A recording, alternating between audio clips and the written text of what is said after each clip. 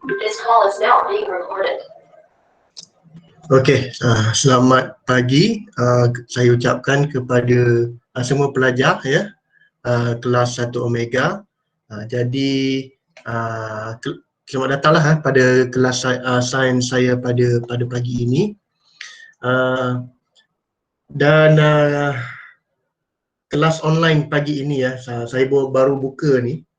Rupanya Google Meet ada, kita panggil apa, macam baru punya display lah ya. Agak menarik jugalah. Tapi kalau kamu guna handphone mungkin tak ada beza lah. Tapi kalau kamu guna komputer ataupun guna laptop, dia ada baru punya, mungkin version yang terbaru lah ya untuk Google Meet. Tapi saya tengok kalau handphone masih sama lagi lah ya. Boleh nampak semua ada nama ya.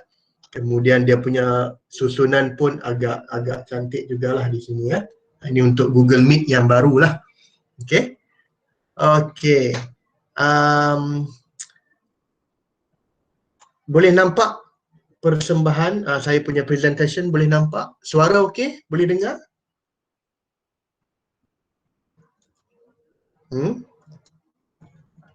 Siapa ni? Yuyen. Siapa lagi? Jachan. Boleh? Okey, boleh dengar, bagus. Okey, terima kasih. Okey, jadi kita mulakan sekarang ya. Kita sambung lagi mata pelajaran kita, masih lagi dalam bab 5.1, 5.2 ya, minta maaf. 5.2, 3 keadaan jirim.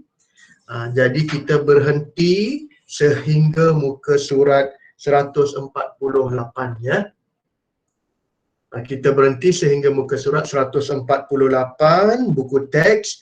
Tajuk pada hari ini kita akan cuba belajar ya, kita akan cuba kenal pasti dan mengetahui. Yang pertama, sambung balik ya. Kadar resapan di dalam 3 keadaan jirim. Okey.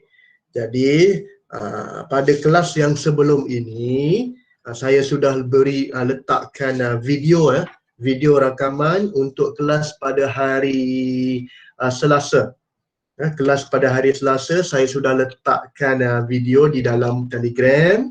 Sesiapa yang tidak dapat hadir boleh tengok video itu kembali. Okey, berserta dengan arahan latihan. Kalau adalah, kalau saya ada beri ya. Tengok balik kita punya grup Telegram dan tengok kembali ya latihan yang kita dan video rakaman video kelas online yang kita sudah buat. Okey. Tetapi secara umumnya 3 keadaan jirim ini terdiri daripada apa? 3 keadaan jirim terdiri daripada 3. Kalau kamu masih ingat lagi, ada 3 keadaan jirim. Yang pertama, siapa boleh beritahu? Apakah 3 keadaan jirim? Yang pertama, 3 keadaan jirim. Siapa yang boleh beritahu yang pertama? 3 keadaan jirim. Yang pertama ialah, siapa boleh beritahu? Saya buka dulu gambar lah ya. Ada 3 keadaan jirim. Yang pertama ialah apa, kelas? Yang pertama ialah pepejal. Yang kedua ialah cecair. Dan yang ketiga ialah apa yang kita panggil sebagai isi gas ya. Bukan isi padu, minta maaf. Yang ketiga ialah gas. Okay, kamu kena ingat ini. Okay, kena ingat dia punya 3 keadaan jirim. Yang pertama pepejal, yang kedua cecair, dan yang ketiga gas. Okey, pepejal, cecair dan gas beserta dengan bagaimana kamu nak lukis dia punya zarah. Masih ingat lagi zarah ya? Bagaimana kamu nak lukis dia punya zarah untuk pepejal, zarah untuk cecair dan zarah untuk gas. bergantung kepada apa yang perbezaan dia di sini, bergantung kepada jarak antara dua zarah ini, ya.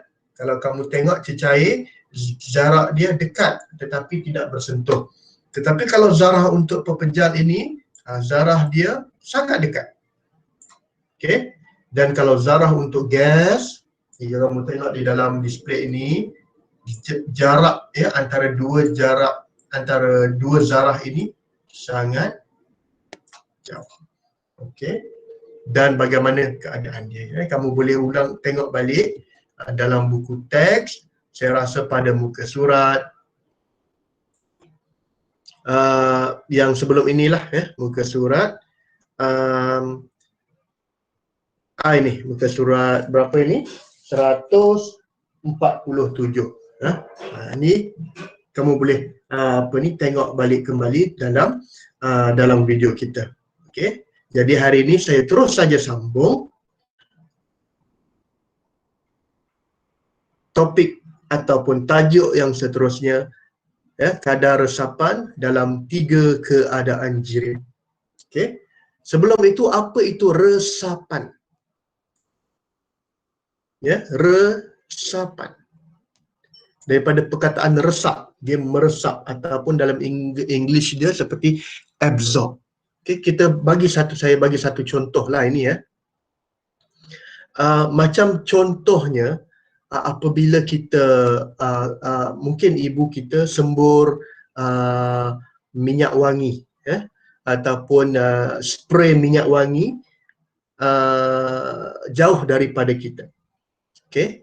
Dan semasa dia sembuh, kita tidak bau minyak wangi. Tetapi apabila mungkin dalam beberapa saat, barulah kita boleh bau minyak wangi itu, kan. Itu adalah contoh, ya. Penyebaran bau ini adalah contoh, kita panggil contoh resapan. Okey. Kita baca dalam buku teks ni balik, ya.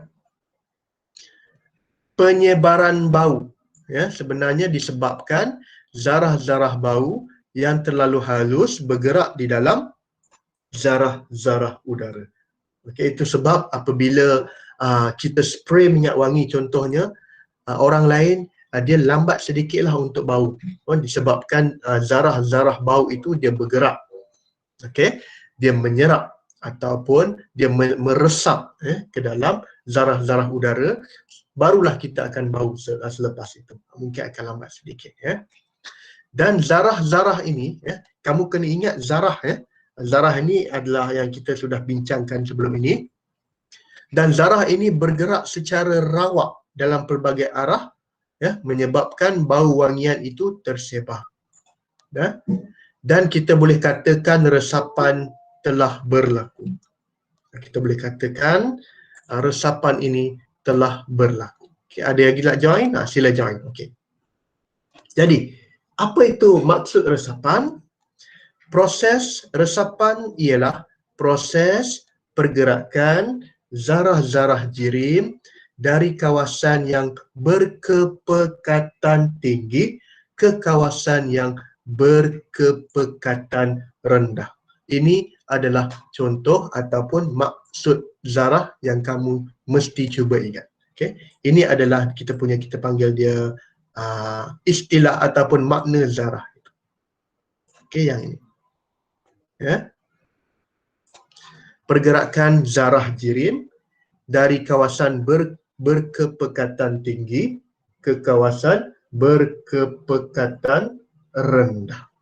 Kepekatan tinggi dan kawasan kepekatan rendah. Apa maksud kepekatan tinggi? Apa maksud kepekatan rendah? Nanti kita akan cuba buat ni, ya. Kita akan cuba bincangkan apa maksud dia zarah-zarah ni. Okey.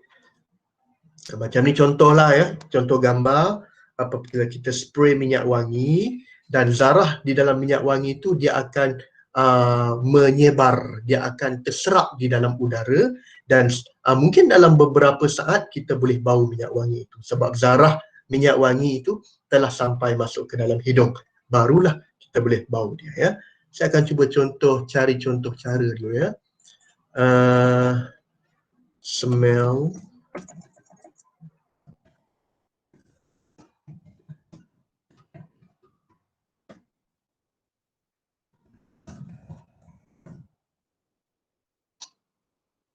Sama juga dengan inilah, kalau COVID itu juga boleh tersebar melalui apa itu sebaran daripada air liur.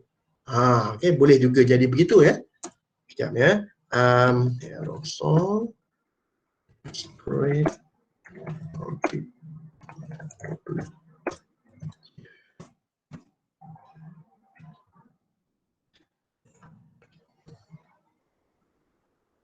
Macam contohnya beginilah, ada animasi kat di sini.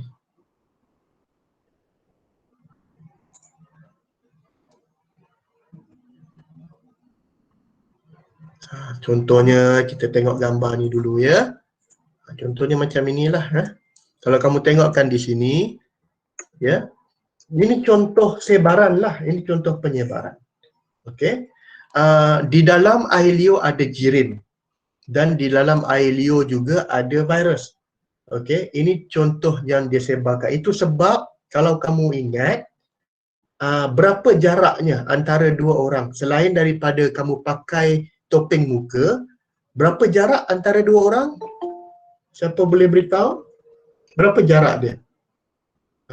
Penjarakan, dia panggil penjarakan fizikal kan? Dia panggil penjarakan fizikal. Berapa meter biasanya antara dua orang? Kelas, berapa meter? Boleh dengar tak?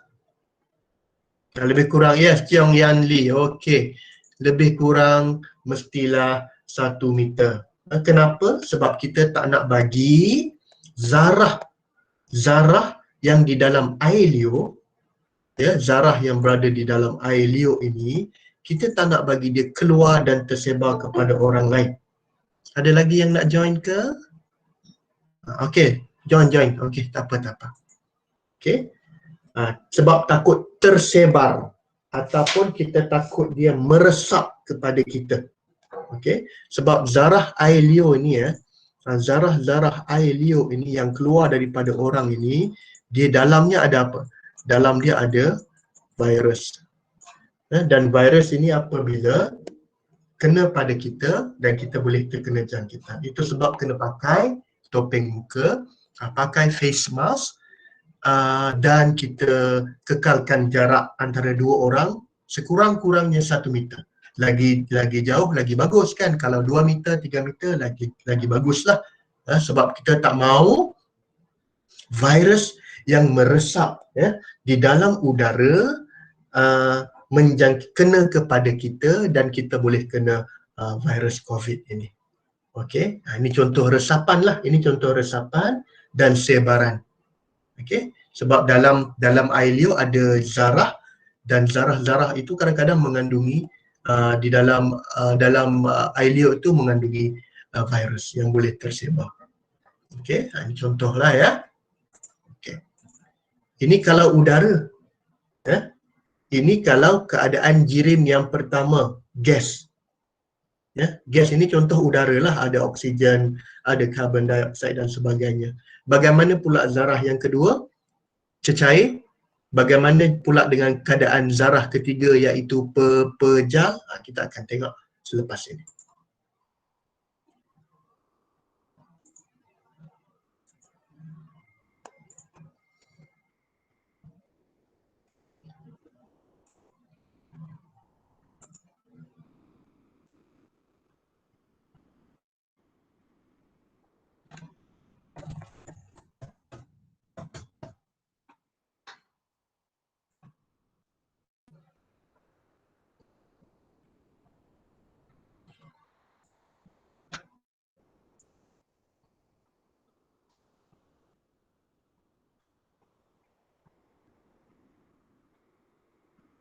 Okey. Ini contoh lagi lah gambar dia bagaimana ya. Penyebaran, orang panggil, mungkin COVID itu boleh merebak ya, boleh merebak. Okey, sebab bila bersin dalam air liur tu, dia ada virus dan dia boleh merebak. Itu sebab kalau boleh sekurang-kurangnya 1 meter. Lagi jauh lagi baguslah sebenarnya kan. Kalau 10 meter tu lagi baguslah. Ini kalau tak ada angin.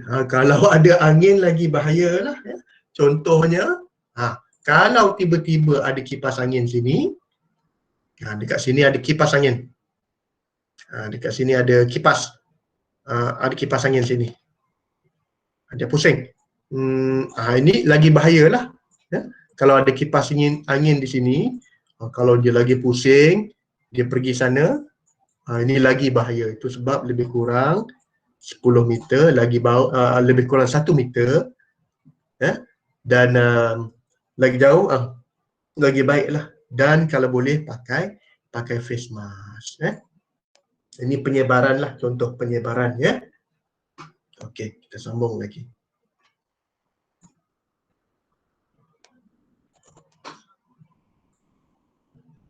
Alright. Okey. Dan sebenarnya ada aktiviti ataupun ada eksperimen dalam tajuk ini, tapi saya skip dulu yang ini. Saya terus kepada muka surat 150 supaya kita boleh tahu apa yang berlaku pada resapan ataupun kadar resapan dalam 3 keadaan jirim. Okey. Teruskan kepada muka surat 150, rajah 5.12. Dan ini adalah kadar resapan zarah-zarah di dalam 3 keadaan, ya. Kamu masih ingat lagi apa 3 keadaan itu? Yang pertama ialah pepejal, yang kedua ialah cecair, dan yang ketiga adalah gas. Okey. Contohnya di sini yang dalam pepejal, dia bagaimana orang panggil itu, dia punya zarah, zarah daripada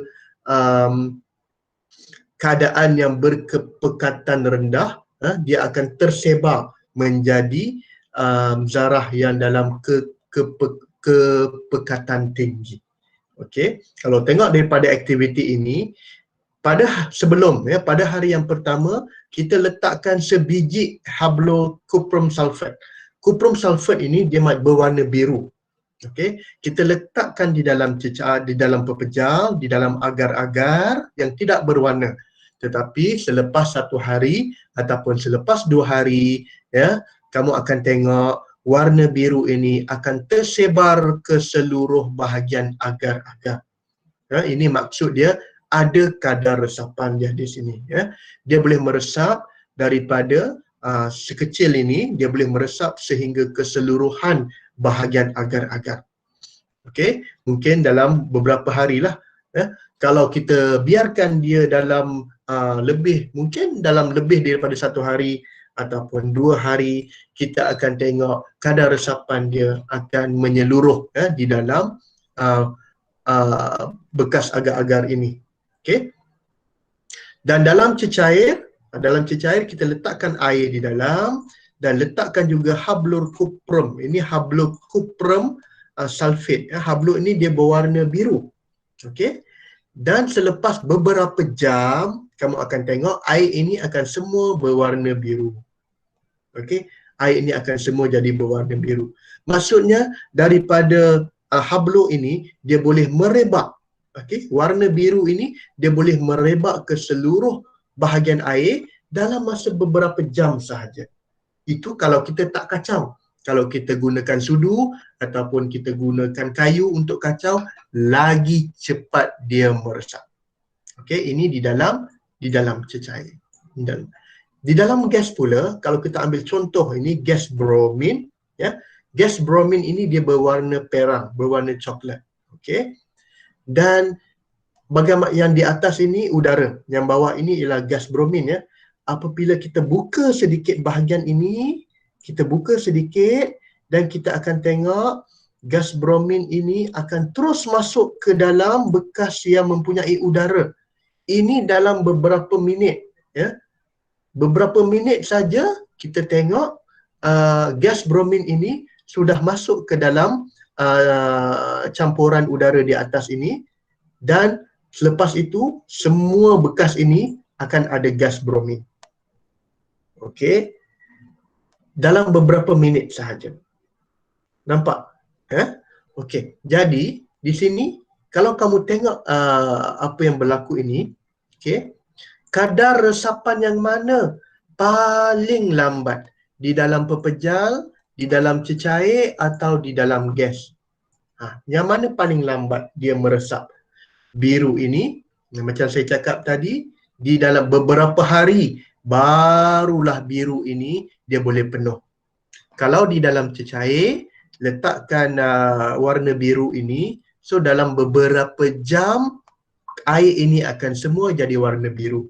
Tetapi kalau di dalam gas, kalau kita buka penutup dia, kita buka penutup ini, dalam beberapa minit sahaja dia akan terus meresap ke dalam gas yang ke dalam balang yang lain. Jadi kita boleh apa katakan di sini, kita boleh buat kesimpulan di sini, okey, bahawanya gas apa itu resapan di dalam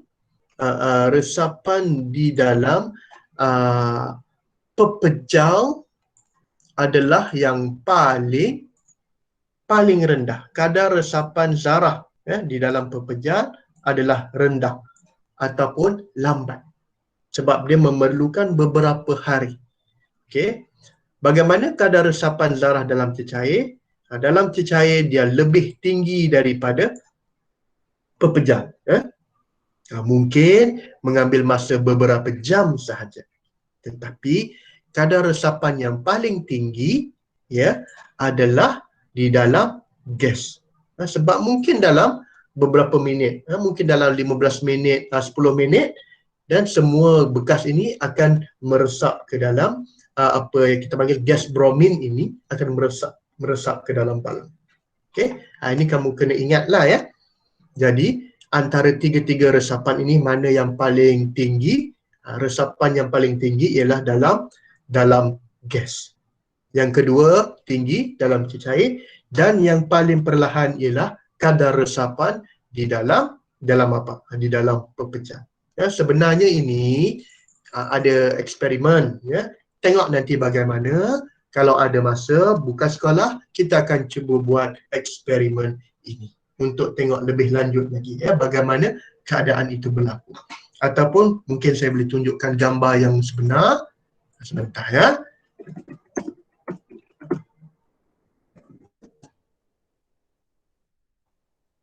Ada yang share gambar sebenar tak?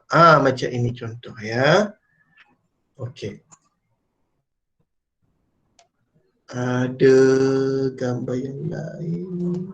Ini contoh gambar yang sebenar lah lebih kurang ya. Kita tengok ini. Ini adalah kadar resapan di dalam pepejal. Ya. Ini selepas beberapa hari. Ya.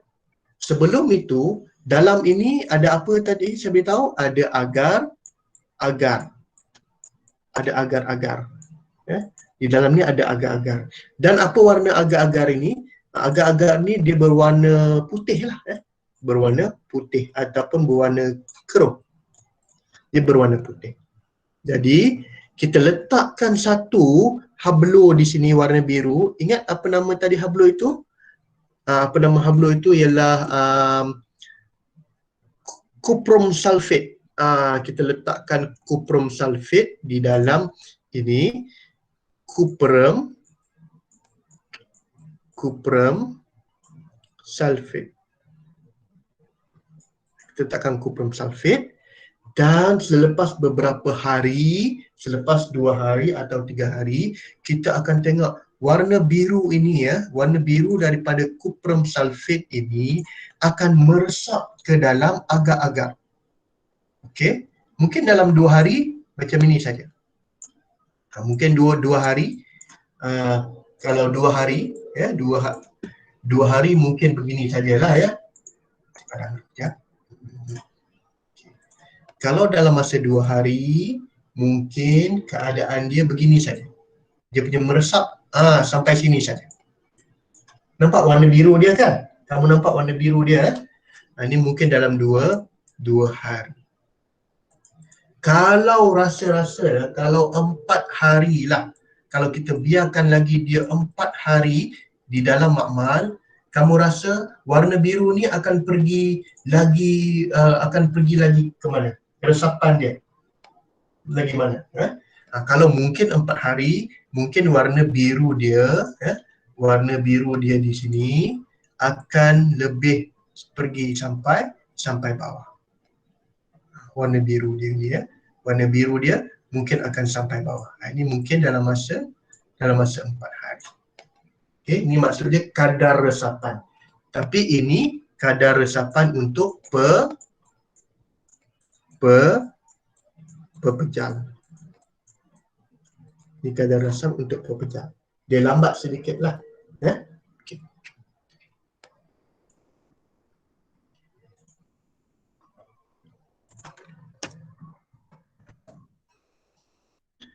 Saya nak tunjuk gambar sebenar ni. Supaya senang kita nak tunjukkan. Oh, tak ada lah ya. Sekejap ya. Rate of diffusion. Rate of diffusion liquid.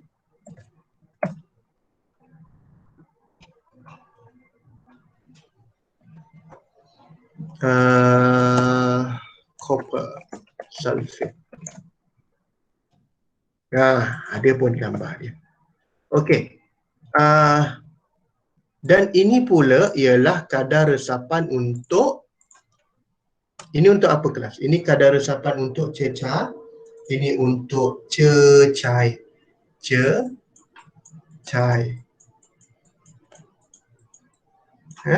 Pada mulanya ini sudah beberapa jam ya. Ini maksud dia kadar resapan yang sudah beberapa jam.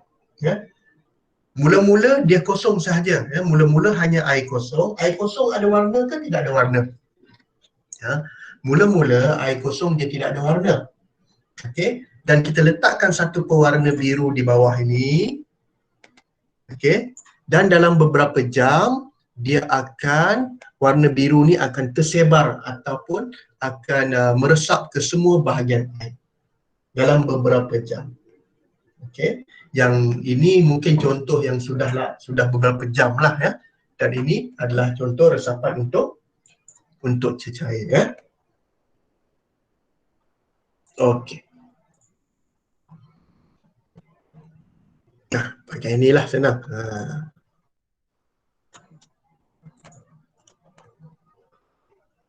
Nampak di sini kan? Diffusion. Mula-mula dia ada air saja macam biasa. Okey. Mula-mula air macam biasa. Yang ini. Kemudian selepas beberapa jam dia akan meresap ya. Yang warna biru ni dia akan meresap ke seluruh bahagian air. Kalau kamu kacau dia, kalau kacau menggunakan rod kaca ataupun sudu, lagi cepatlah. Ya. Tapi kalau biarkan saja pun dia akan meresap dengan laju. Okey, ini kadar resapan untuk cecair. Dan untuk gas lagi cepatlah. Untuk gas lagi cepat. Macam kamu apa itu? Ambil spray ya, kamu spray minyak wangi di dalam bilik, kamu akan cepat bau. Okey. Apa-apa pun kita kena ingat dia punya kadar resapan, mana dia yang paling tinggi ialah di dalam gas. Yang kedua tinggi ialah di dalam cecair, dan yang paling rendah ialah di dalam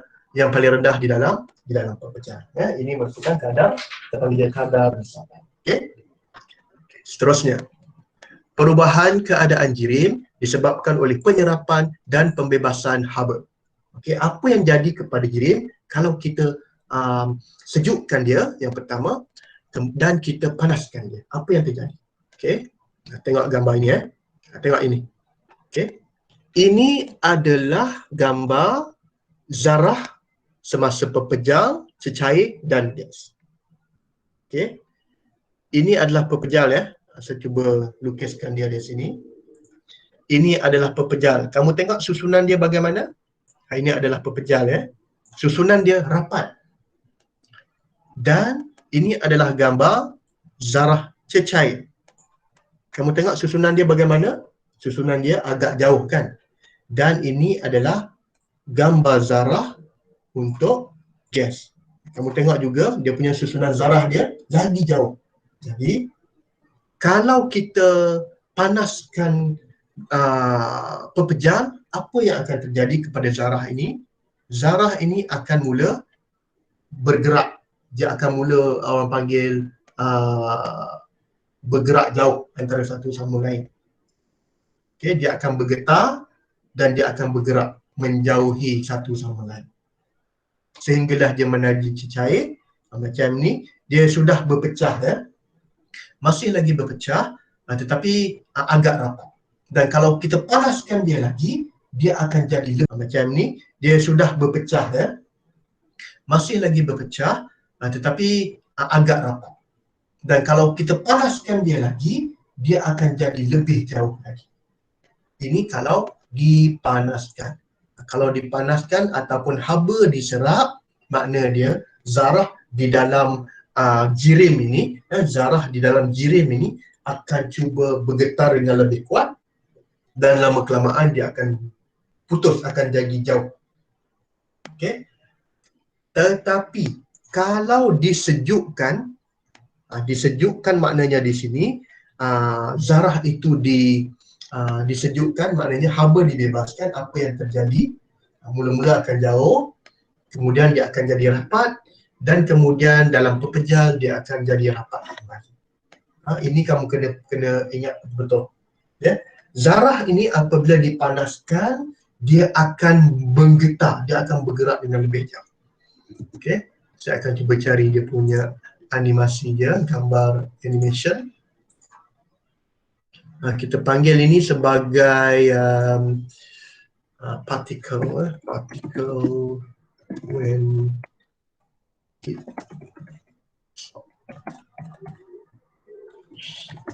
give.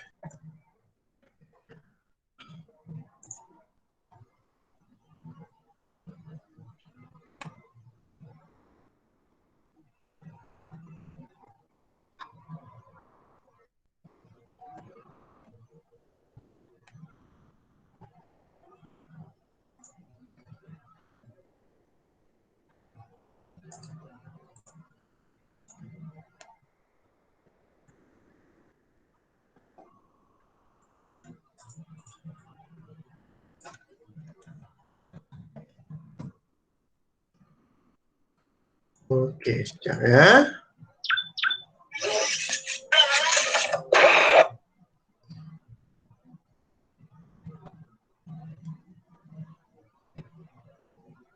Okey, tak apa.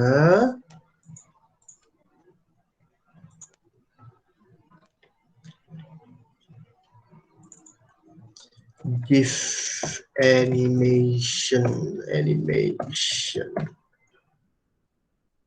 Okey.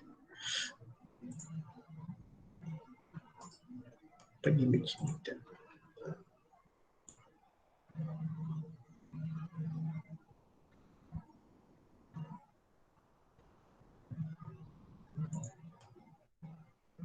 Macam inilah, lebih kurang begini ya. Kamu tengok ya, apabila dia panaskan, okey, apabila cuba kita panaskan pepejal, zarah-zarah ini akan mula bergetar dan lama kelamaan dia akan menjauhkan antara satu sama lain. Apabila sejuk, dia akan kembali balik rapat. Okey, ini contoh kita panggil penyerapan dan pembebasan haba. Okey, di dalam jirim ataupun di dalam zarah, di dalam jirim itu sendiri ya. Ataupun kalau kamu masih ingat lagi GIF yang saya yang saya tunjukkan hari itu, yang ini.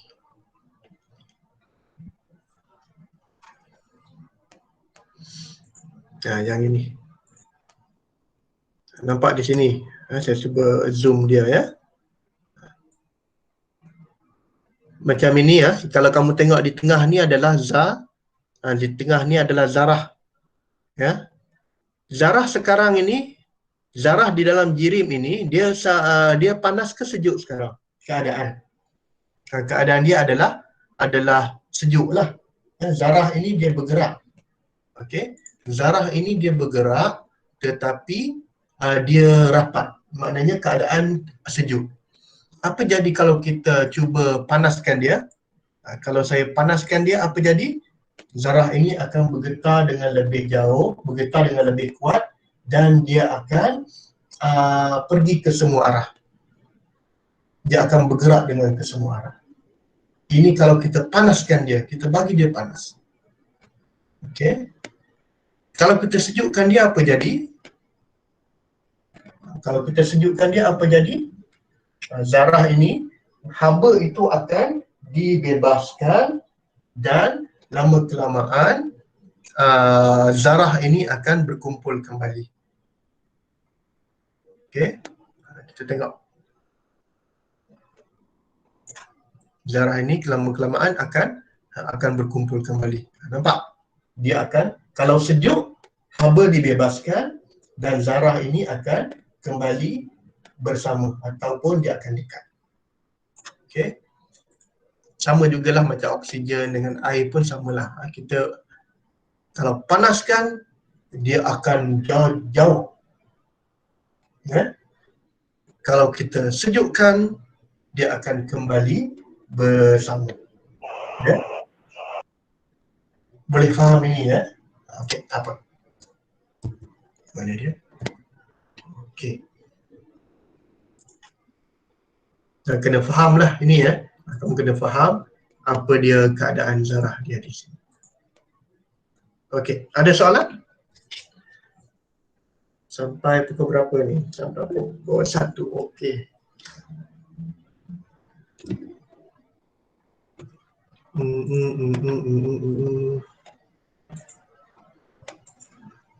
Alright. Seterusnya. Okey. Ini adalah perubahan keadaan jirim. Okey. Ini pun penting juga ya. Ada 3 keadaan jirim yang kita sudah belajar, iaitu yang pertama ialah cecair, yang kedua ialah apa ni kita panggil dia sebagai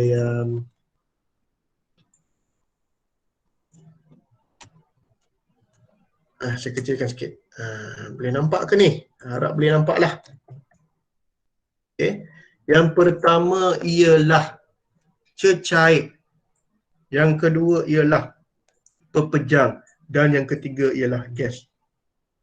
Okey. Dan cecair, gas, apa ini? Cecair, pepejal dengan gas ni dia boleh berubah. Cecair kepada pepejal, kita panggil dia pembekuan. Pepejal kepada cecair, kita panggil dia peleburan. Ya. Pepejal kepada gas, kita panggil dia pemejaluapan. Gas kepada pepejal juga kita panggil pemejaluapan. Okey. Gas kepada cecair kita panggil dia kondensasi, dan cecair kepada gas kita panggil dia pendidihan atau penyecakan. Ini kena ingat. Nanti lepas ni saya akan suruh kamu salin benda ini, lukis benda ini dalam buku. Sebab ini sangat penting. Okey? Bagaimana kita panggil ini sebagai kesan haba terhadap jirim. Dia boleh bertukar-tukar keadaan. Pepejal boleh jadi gas, gas boleh jadi cecair, cecair boleh jadi gas, boleh jadi pepejal. Dia boleh bertukar-tukar begini. Ya? Okey. Alright. Dan seterusnya, ini apa yang berlaku ya ketika peleburan, apa yang berlaku ketika pendidihan, ini kamu boleh baca sendiri nanti. Okey, ini boleh baca sendiri. Banyak ni saya nak terang pun banyak. Okay. Dan aktiviti saya akan skip. Yang aktiviti ni saya akan kita akan cuba buat di dalam makmal kalau sekolah dah buka lah. Kemudian yang seterusnya ialah muka surat 156. Contoh perubahan jirim. Contoh perubahan jirim dalam kehidupan seharian, contohnya kita sidai baju. Baju ini basah, tetapi apabila sidai baju di luar, dia akan jadi kering. Kenapa? Sebab daripada cecair dia tukar menjadi gas. Kenapa cecair dia tukar jadi gas? Sebab di luar itu dia panas. Kalau panas dia akan tukar daripada cecair akan tukar jadi gas. Ya? Ini contoh yang pertama. Macam ini, aiskrim. Aiskrim ini dia dalam bentuk pepejal.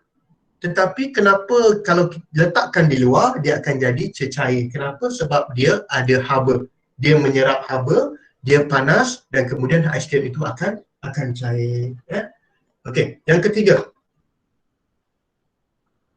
Oh, hari nak hujan ni. Ais ini ais kering ya. Dia boleh bertukar daripada pepejal dia menjadi gas. Kenapa? Sebab dia menyerap haba.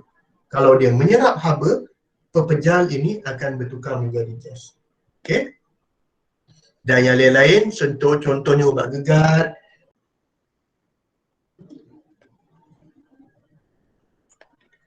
Ada soalan?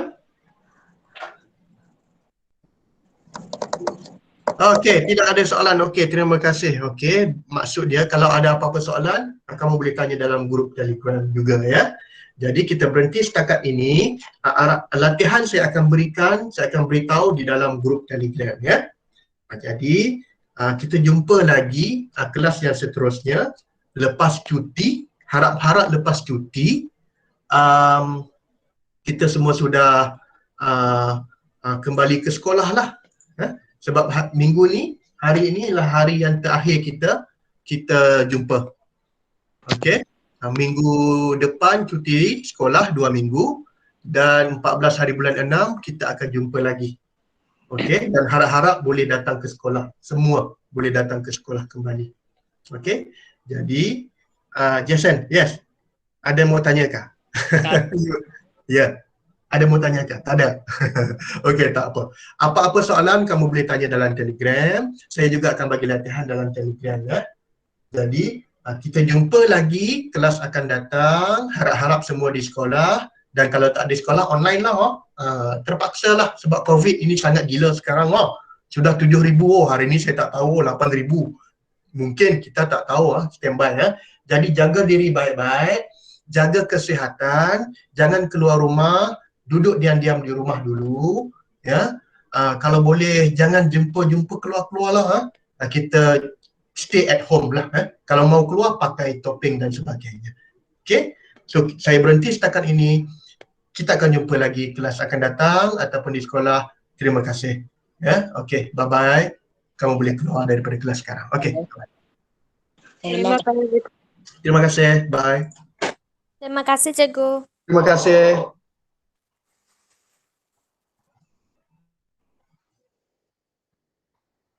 Terima kasih. Okay, bye-bye.